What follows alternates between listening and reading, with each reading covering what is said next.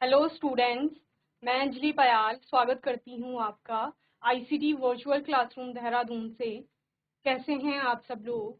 उम्मीद करती हूँ आप सब लोग अच्छे होंगे और अपनी लाइफ में बहुत बेहतर कुछ कर रहे होंगे।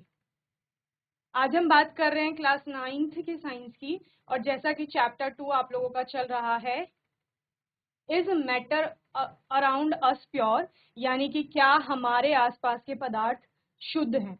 तो शुद्धता की बात हो रही है और पदार्थों की शुद्धता की बात हो रही है, ठीक है ना। तो पदार्थों को आपने बहुत तरह से पढ़ा है। फर्स्ट चैप्टर में पूरा आपने पदार्थ की बात की थी, पदार्थ क्या होता है, कौन कौन सी अवस्थाओं में आपको वो देखने को मिलता है, ठीक है ना। तो पदार्थ क्या है?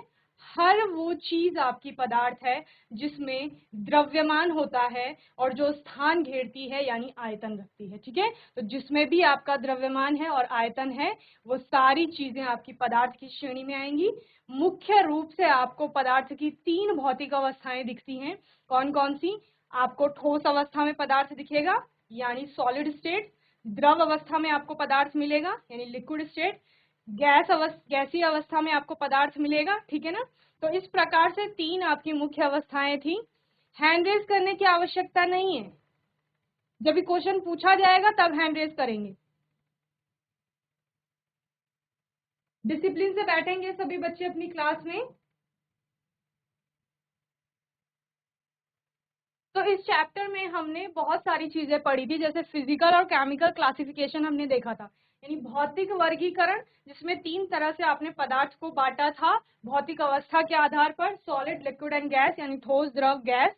और केमिकल क्लासिफिकेशन यानी अब क्या देख रहे थे? पहले आप भौतिक गुण देख रहे थे, आकार कैसा है, आयतन कैसा है, अगर मैं थोड़ा प्रेशराइज करूंगी तो क्या होगा, मैं इसको गिरा दूंगी तो गिराने पर क्या होगा, यानी इसके बाहर किसी कंटेनर को नहीं रखती हूँ तो क्या होगा।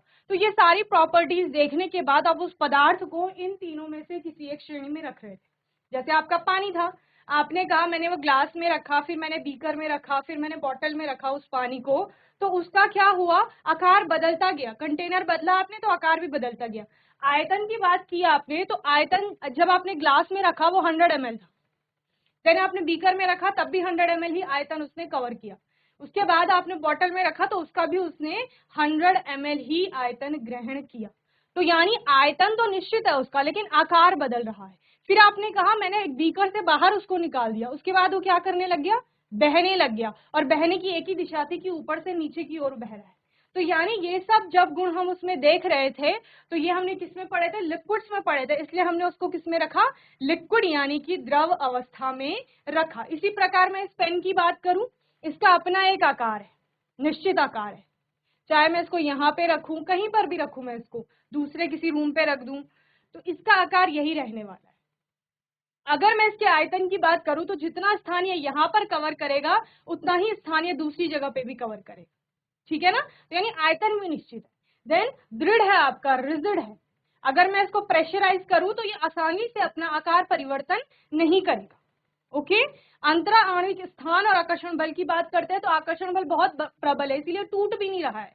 और अंतरा आणविक जो स्थान है वो बहुत कम है, यानी कण बहुत पास पास है। तो इतने सारे गुण आपने किसमें पढ़े थे? ठोस में। तो आपने क्या कहा? ये पदार्थ क्या है? मैं इसको वर्गीकृत करता हूं इसके भौतिक गुणों के आधार पर, और जब मैंने इसे वर्गीकृत किया तो भौतिक अवस्था इसकी क्या आई? सॉलिड आई, यानी कि ठोस अवस्था है। तो इस तरह से आपने भौतिक गुण देखे। अब आपने क्या बोला कि हम इसको खोल करके देखते हैं कि ये पेन बना किस किस चीज से।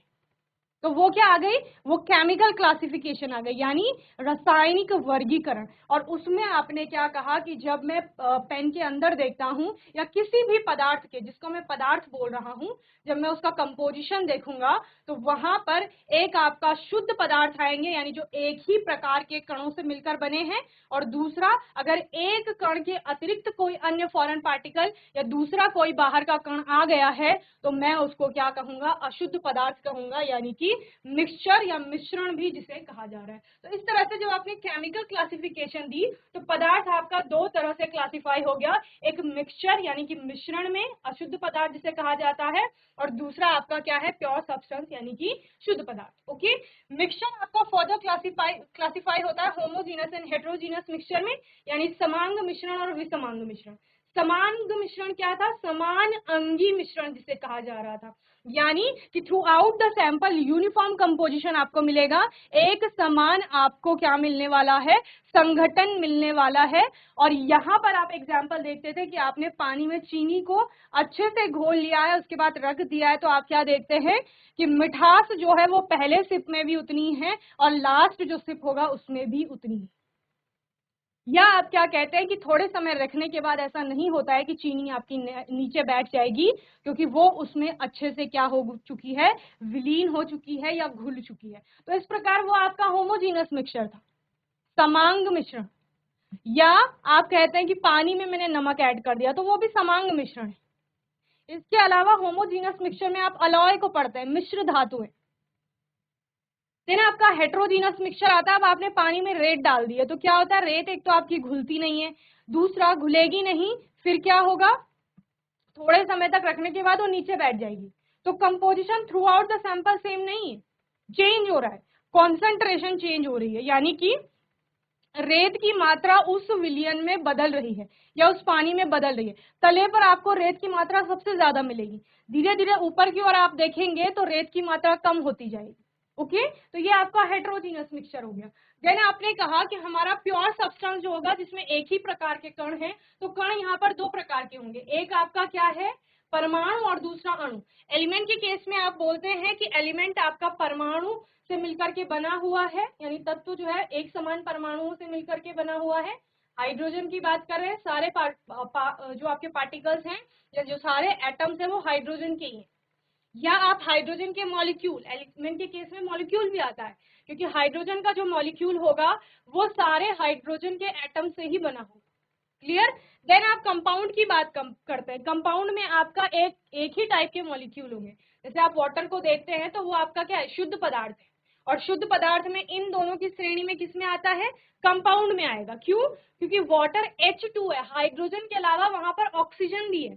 तो अब दो तत्व मिल गए हैं, दो तत्वों के परमाणु मिलकर के क्या बना रहे हैं, यौगिक बना रहे हैं। फिर इनको फर्दर क्लासिफाई किया जाता है। एलिमेंट्स आपके तीन तरह से हो जाते हैं, metals, non metals and metalloids, यानी धातु, अधातु और उपधातु, और कंपाउंड्स यानी कि और जो आपके यौगिक होते हैं वो दो तरह से आते हैं, इनऑर्गेनिक और ऑर्गेनिक, यानी अकार्बनिक और कार्बनिक। अकार्बनिक होते हैं जो आपके नॉन लिविंग थिंग्स से आपको मिलते हैं, सोर्सेस से मिलते हैं, ये आपको लिविंग सोर्सेस से मिलते हैं जिनमें कि कार्बन का कंटेंट ज्यादा होता है, ऑर्गेनिक उन्हें कहा जाता है। ओके, तो इस तरह से हमने पूरा क्लासिफिकेशन देख लिया था। बहुत सारी चीजें आपने चैप्टर में पढ़ ली थी, जैसे कि प्योर सब्सटेंस के बारे में पढ़ लिया था, जिसमें एलिमेंट और कंपाउंड को अच्छे से पढ़ लिया था। तत्व और यौगिक मिश्रण हो गया था, मिश्रण के आपके दोनों प्रकारों को अच्छे से समझ लिया था। ठीक है, यहाँ पर देखो वाटर शुगर का सोल्यूशन बनाया गया, शुगर सोल्यूशन जिसे कहा जा रहा है, ये आपका क्या है, समांग मिश्रण का उदाहरण है। ठीक है, इसके अलावा पानी और रेत, वाटर और सैंड को मिक्स किया गया, ये हेट्रोजीनस मिक्सचर का एग्जाम्पल है। दिख रहा है ना, रेत नीचे बैठ गई है तले पे। ये आपने इस प्रकार से दोनों में डिफरेंस भी पढ़ा था, अंतर क्या है, कंपाउंड और मिक्सचर में डिफरेंस देखा था। इसके अलावा हमने types of mixture based on particle size, मतलब जो कणों का आकार है उसके आधार पर आपके मिश्रण तीन प्रकार के होंगे, एक सोल्यूशन होगा, दूसरा सस्पेंशन और कोलोइडल सोल्यूशन। सोल्यूशन यानी कि विलियन, सस्पेंशन आपका क्या हो गया, निलंबन, और कोलाइडी विलियन एक आपका होता है। ये तीनों हमने यहाँ पर पढ़ने हैं, जिसमें से आपने विलियन को अच्छे से पढ़ लिया था, इसकी प्रॉपर्टीज हमने देखी थी। देन हमने मिश्र धातुओं के बारे में पढ़ा था जो विलियन में आता है आपका। सांद्रता के बारे में हमने लास्ट सेशन में देखा था कि सांद्रता क्या होती है, तो किसी भी विलयन में विलय की मात्रा कितनी है वो उसकी क्या होती है बच्चे, सांद्रता होती है। विलयन आपके कुछ सांद्र होते हैं, कुछ तनु होते हैं, यानी कि विलय की मात्रा के आधार पर आप बताएंगे कि सांद्र कौन सा है और तनु कौन सा है, यानी concentrated solutions and dilute solution. Okay, तो ये सब कैसे हो रहा है, विलय जो सोल्यूट है आपका, सोल्यूट कौन सा है, जो सोल्यूशन में कम मात्रा में, आपने कहा मैंने पानी और चीनी का घोल बनाया, पानी आपने अधिक मात्रा में लिया, चीनी कम मात्रा में ली है, तो चीनी आपकी विलेय हो गई और पानी क्या हो गया, विलायक हो गया। ठीक है ना, तो इस तरह से आप उसको क्या करते हैं, बताते हैं कि विलयन के दो घटक है, एक विलायक दूसरा विलेय। तो वो विलेय की चीनी की मात्रा आपको बताएगी कि विलयन आपका सांद्र है या फिर तनु है। ठीक है, तो मैंने अगर दो आपको सॉल्यूशन बनाने के लिए कहे हैं, ठीक है ना, आपने कहा कि हमने 2 बीकर ले लिए, दोनों में 100 ml वाटर ले लिया। कितना ले लिया? 100 ml H2O ले लिया हमने, दोनों में बराबर। लेकिन जब शुगर ऐड करने के लिए आया तो हमने क्या किया, ये आपका A सॉल्यूशन है, ये B है। A में हमने 10 ग्राम शुगर ऐड की और B में हमने क्या किया, 40 ग्राम शुगर ऐड की। ओके, तो दोनों जगह विलायक यानी जल की मात्रा समान थी, 100 ml 100 ml पानी लिया गया दोनों जगह। लेकिन जब विलेय की मात्रा सोल्यूट की यहाँ पर क्वांटिटी की बात हुई तो वो चेंज हो गई। ए वाले में हमने 10 ग्राम चीनी डाली और बी वाले में हमने कितनी डाली, 40 ग्राम चीनी डाली। तो 10 ग्राम वाली चीनी क्या होगा, इसके कंपैरिजन में डाइल्यूट होगा। कैसा होगा ये तनु होगा। और ये आपका क्या कहलाएगा, ये सांद्र कहलाएगा। यानी कि बी आपका कॉन्सेंट्रेटेड है और ए आपका क्या है, डाइल्यूट है। क्लियर? तो इससे क्या समझ आता है, इससे समझ आता है कि कॉन्सेंट्रेटेड सॉल्यूशंस वो सॉल्यूशंस हैं जिनमें सोल्यूट की मात्रा अपेक्षाकृत अधिक है, विलेय की मात्रा अपेक्षाकृत अधिक है। वहीं पर डाइल्यूट सॉल्यूशंस या तनु विलयन आपके वो विलयन हैं जिनमें सोल्यूट की मात्रा यानी विलेय की मात्रा अपेक्षाकृत कम है, या आप ऐसा भी कहते हैं कि तनु विलयन वो होते हैं जिनमें आपकी जल की मात्रा अधिक होती है। ठीक है, आप लेबोरेटरीज में जाते हैं, प्रयोगशालाओं में, आपको वहां बहुत सारे केमिकल्स दिखते हैं, तो उनमें क्या लिखा रहता है, DIL लिखा होगा डॉट, फिर आगे लिखा होगा जैसे HCl। इसका मतलब क्या है, ये डाइल्यूट किया गया है हाइड्रोक्लोरिक एसिड को। कैसे किया गया है, इसको वाटर के साथ ऐड करके डाइल्यूट किया गया होगा। ठीक है, और क्या लिखा रहता है, कॉन्सेंट्रेटेड HCl। इसका मतलब क्या है, इसमें वाटर का जो क्या है आपका कंपोजिशन है या उसकी क्वांटिटी है वो कम है, इसमें विलेय की मात्रा अधिक है। तो इस तरह से आप सांद्रता को देखते हैं कि सांद्र विलयन आपके क्या होते हैं, the amount of solute that had dissolve in a specific amount of solvent और solution is measured as solution concentration. किसी भी विलायक में जो उसका कोई नोन अमाउंट ऑफ क्या है, सॉल्वेंट है, यानी आपको विलायक की मात्रा पता है, 100 ml हमने यहाँ पे बोला था, विलायक आपका यानी वाटर कितना है, 100 ml है, उसमें कितना आपकी विलेय घुली हुई है, वही उसकी क्या होती है, सांद्रता। या concentrated solution is one that has a significant amount of dissolved solute in it. A diluted solution is one that has a small amount of dissolved solute in it. Okay, तो concentrated solution वो हैं आपके, सांद्र विलयन वो हैं जिनमें आपका एक अच्छी अमाउंट में या ज्यादा अमाउंट में विलेय वहां पर उपस्थित है, और वहीं पर डाइल्यूट जो सॉल्यूशंस हैं वो कौन से हैं, जहां पर आपका सोल्यूट की क्वांटिटी कम है यानी कि विलेय की मात्रा कम है। ओके, तो इस तरह से आप कॉन्सेंट्रेशन को व्यक्त करते हैं। सांद्रता जिसे कहा जाता है, सांद्रता की परिभाषा विलेय की वह मात्रा जो विलयन या विलायक की एक निश्चित मात्रा या आयतन में घुली रहती है, उसे विलयन की क्या कहा जाता है, सांद्रता कहा जाता है। यानी सांद्रता आपकी क्या है, विलेय की मात्रा है। चीनी कितना घुल रही है वहां पर, वही उसकी क्या है, सांद्रता है। जब किसी विलयन में या विलायक में विलेय पदार्थ की मात्रा अधिक घुली रहती है तो हम कहते हैं कि इसकी सांद्रता अधिक है, अर्थात विलेय की घुली हुई मात्रा को ही क्या कहा जाता है, सांद्रता कहा जाता है। ओके, चलिए जल्दी से इसे नोट करेंगे।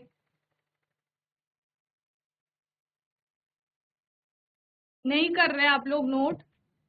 चलिए नेक्स्ट है आपका सॉल्युबिलिटी, विलेयता क्या होती है। ठीक है ना, तो विलेयता हम किसी भी पदार्थ की बता सकते हैं कि किसी भी पदार्थ की विलेयता क्या होती है, जहां पर हम बात करते हैं कि वो किस प्रकार से आपके विलायक में घुल रहा है। ठीक है, जैसे हमने यहाँ पर सॉल्ट का एग्जाम्पल लिया है, सॉल्ट आपका क्या होता है, NaCl, ये NaCl दिख रहा है आपको बीच में, और सबसे पहले क्या किया जा रहा है, वाटर लिया जा रहा है, एक बीकर में जल लिया गया है, उसमें सॉल्ट ऐड की जा रही है। तो ये सारे वाटर मॉलिक्यूल हैं जो साइड में आपको रेड एंड ग्रे कलर में दिख रहे हैं, और बीच में जो आपको ऑरेंज और पर्पल कलर में दिख रहे हैं वो NaCl है।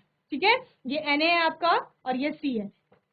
ठीक है, तो NaCl यानी नमक को डाला गया है आपका कहाँ पर, पानी में तो क्या हुआ, NaCl आपका जल में डालने पर क्या होता है, Na पॉजिटिव और Cl निगेटिव में टूटता है। तो इसी प्रकार से ये टूट करके आपका H2O के साथ विलीन हो रहा है, घुल रहा है। तो जिस तरह से वो घुलेगा वही उसकी क्या है, सॉल्युबिलिटी किसकी, NaCl की। The amount of a solute that dissolve in a solvent is known as its solubility. क्या कहा जा रहा है, कोई भी विलेय कितनी अमाउंट में, कितनी मात्रा में किसी विलायक में घुल रहा है, यह उसकी क्या होती है, विलेयता होती है। ठीक है ना। So the majority of solutes become more soluble when the solvents temperature rises.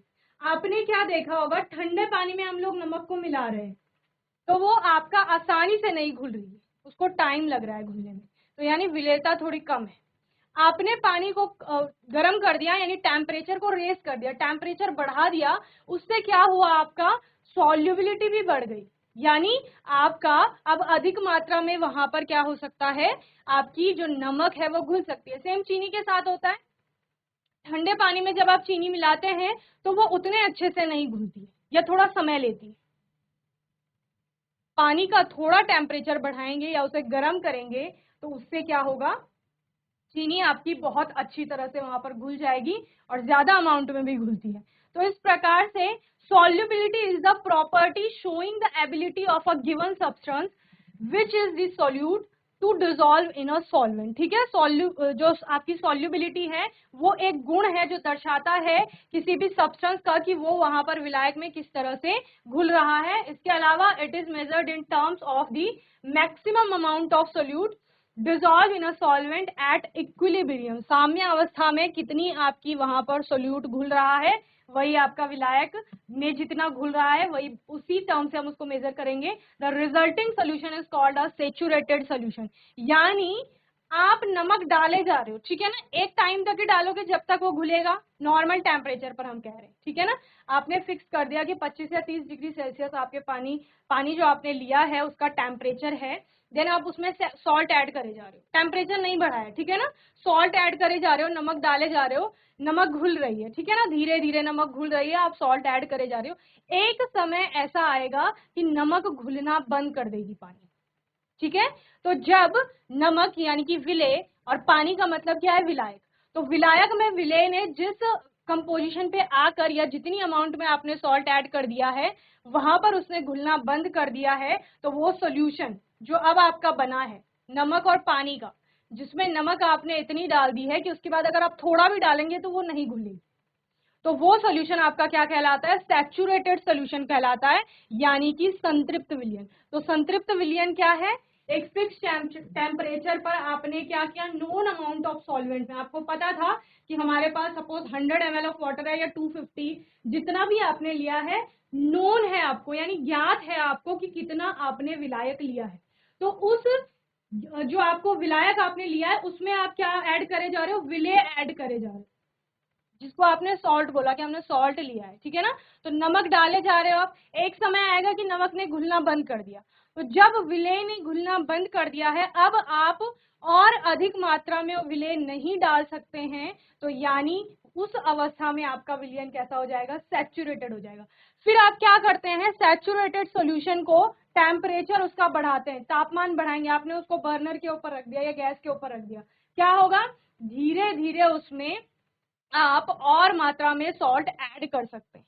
ठीक है ना, यानी सॉल्युबिलिटी क्या हो गई, बढ़ गई, विलेयता बढ़ गई उसकी। विलेयता बढ़ने से जो आपका सैचुरेटेड सॉल्यूशन था जिसमें आप और अधिक मात्रा में विलेय नहीं डाल पा रहे थे, उसमें आपने थोड़ी और मात्रा में विलेय डाल दी, यानी थोड़ा और नमक घोल दिया, जब उसको गर्म किया तो अब वो सॉल्यूशन कैसा हो गया, सुपर सैचुरेटेड हो गया।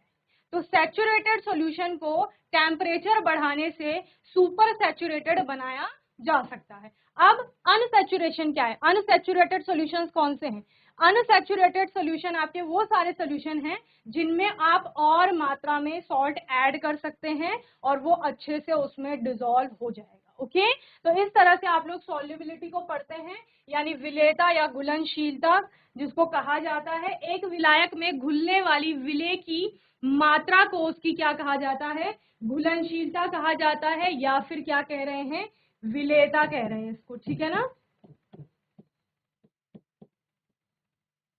विलायक का तापमान बढ़ने पर अधिकांश विलेय अधिक घुलनशील हो जाते हैं। समझ रहे हैं? यही हमने बताया था कि जैसे ही आपने पानी का क्या किया, तापमान बढ़ाया, विलायक का तापमान बढ़ाया, वैसे ही उसमें और अधिक मात्रा में सॉल्ट या आपका शुगर डिजोल्व होने लग गई। ठीक है ना? विलेयता किसी दिए गए पदार्थ की जो विलेय किसी विलायक में घुलने की क्षमता दिखाने वाला गुण है, या ऐसा गुण है जो प्रदर्शित करता है कि वो चीज वहां पर घुल रही है।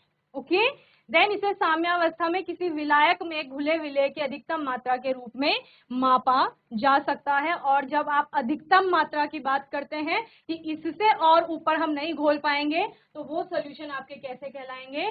संतृप्त, यानी कि सैचुरेटेड सॉल्यूशन कहलाएंगे। ओके, चलिए नोट करेंगे इसे जल्दी से।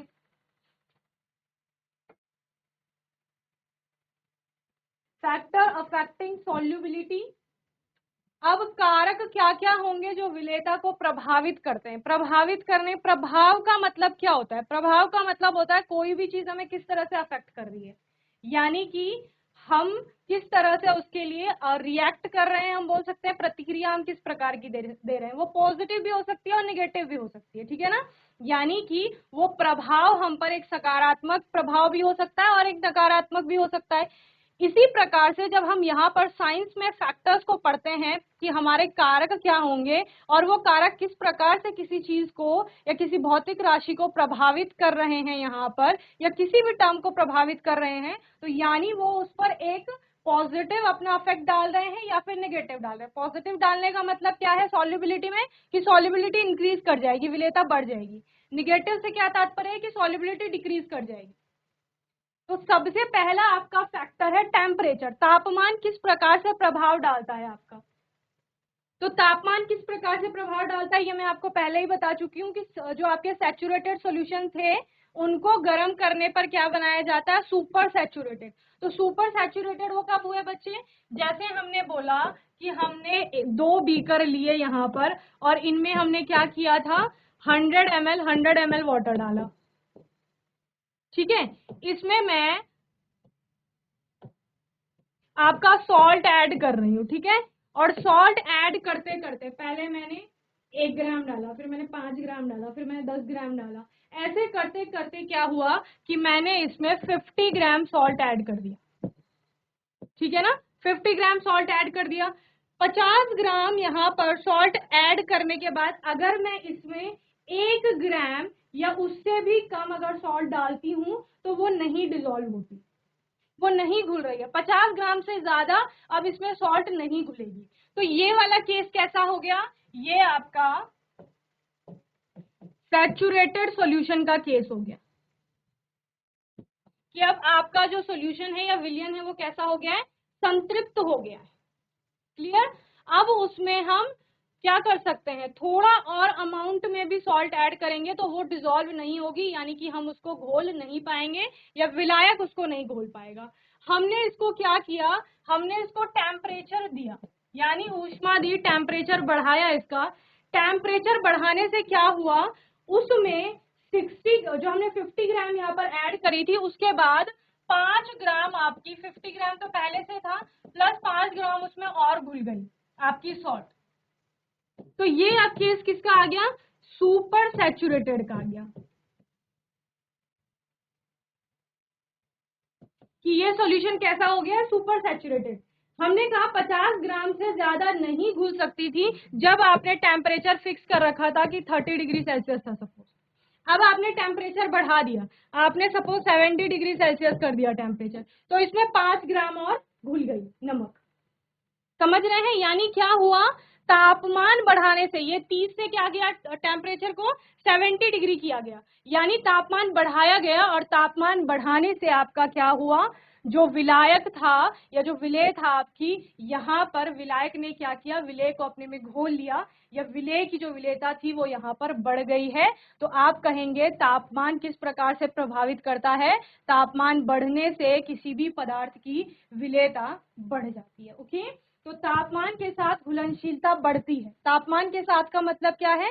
कि तापमान बढ़ने से, ठीक है, गैसों के लिए स्थिति अलग है, तापमान में वृद्धि के साथ वो एक दूसरे में और पानी में कम घुलनशील हो गए, लेकिन कार्बनिक सॉल्वेंट जो आपके आते हैं, कार्बनिक विलायक जिनको कहा जाता है, उसमें अधिक घुलनशील हो गए। ठीक है, तो ये गैसों की बात की जा रही है, इसको आप हायर क्लासेस में अलग अलग तरह से पढ़ते हैं, पर बेसिकली क्या है, जब गैसों को टेम्परेचर दिया जाता है तो उनके मॉलिक्यूल्स या उनके जो पार्टिकल्स हैं उनमें क्या आ जाती है, काइनेटिक एनर्जी आ जाती है, तो जिससे वो दूर दूर भागते हैं, बाहर निकलने की कोशिश करते हैं, तो इस वजह से उनकी विलेयता कम हो जाती है। ओके, जिस प्रकार से आप क्या देखते हैं, कोल्ड ड्रिंक की बॉटल्स देखते हैं, कोक वगैरह की बॉटल, उनमें गैस घुली हुई रहती है आपकी कार्बन डाइऑक्साइड, तो उसको हाई प्रेशर पे रखा गया है। अगर टेम्परेचर बढ़ाएंगे और प्रेशर हटा देंगे तो गैस आपकी बाहर निकल जाती है। ठीक है, और फिर आपको वो टेस्ट नहीं मिलता है अपनी कोल्ड ड्रिंक्स में। ठीक है ना, तो यहाँ पर आप क्या लिखेंगे,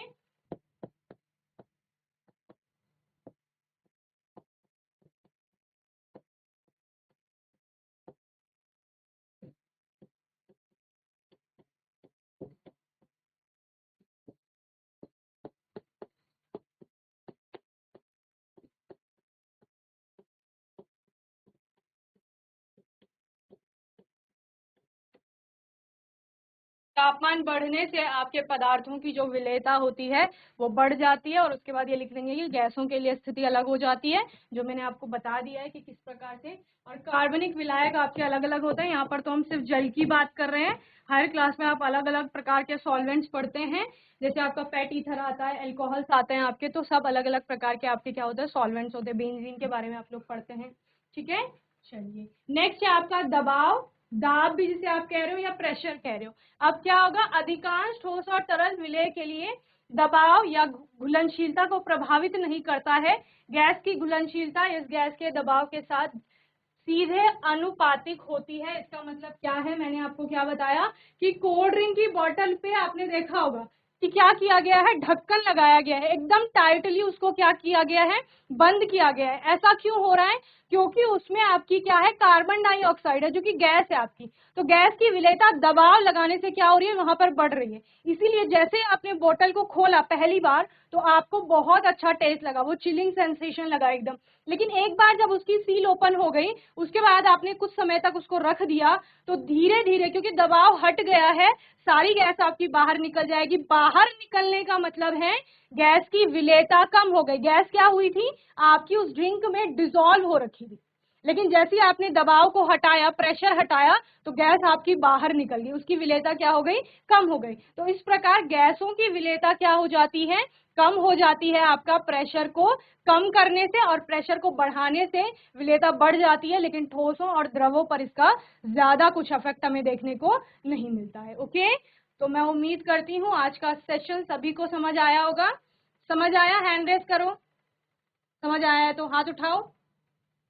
चलिए वेरी गुड, तो इसको घर में अच्छे से तैयार कर लेंगे। आने वाले सेशन में मैं आपसे क्वेश्चंस करूंगी, कुछ भी नहीं है विलेयता। ठीक है, बहुत सिंपल सी चीज है, जितनी मात्रा में आपकी चीनी घुल रही है पानी में, घर में जाके पानी में चीनी घोलना, बहुत ज्यादा पानी नहीं लेना है, थोड़ा सा पानी लेना है, उसमें चीनी डाल के देखना। ठीक है, ऐसे नहीं सारी चीनी वेस्ट कर दी, और फिर देखना कितनी आप चीनी उसमें घोल पाए, वही चीनी की विलेयता है वहां पर। ओके, और इसको प्रभावित करने वाले कारक भी आप लिखेंगे। एक बार टेम्परेचर बढ़ा देंगे उस पानी का तो आपकी और अमाउंट में आप चीनी उसमें घोल सकते हो। दूसरी बार उसमें प्रेशर अप्लाई करके देखेंगे। ठीक है ना, सिरिंज में भर के देखना चीनी और पानी के घोल को, और उसको प्रेशराइज करना। ठीक है, आगे से सिरिंज को बंद कर देना, क्या उसकी विलेयता बढ़ी या घटी, इसका भी आप वहां पर अनुमान लगा सकते हैं। ओके, चलिए, तो आज के सेशन में इतना ही। आने वाले सेशन में कुछ और नए टर्म्स को पढ़ेंगे, नए टॉपिक्स पढ़ेंगे, और तब तक के लिए आईसीटी वर्चुअल क्लासरूम से जुड़ने के लिए धन्यवाद।